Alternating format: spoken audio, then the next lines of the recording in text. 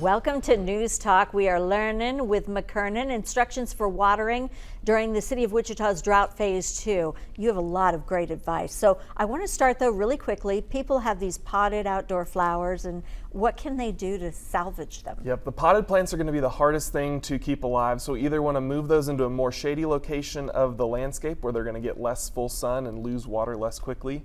And we want to make sure we water them really good so that water's all the way draining out of the bottom when we do water, so that there's water all the way in that soil profile. And then cross your fingers. Exactly. What do you have here?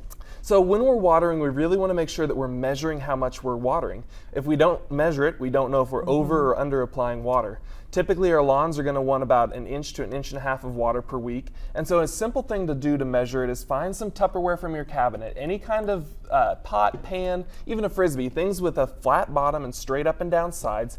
Put a couple of these throughout the landscape while your water is running, and measure how long it takes you to get to that 1 to 1.5 inch of water.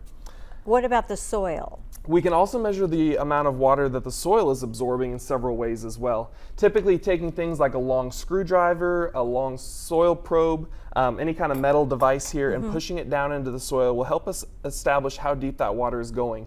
Typically we want our turf grass roots to have water 6 to 8 inches deep. So typically if we can slide this screwdriver down into the soil, it's going to stop when it starts to hit dry soil and go easily through that wet soil. So as deep as we can get these items, we can typically establish how deep we've wet our soil. I love these MacGyver ways of working with this situation. Yeah.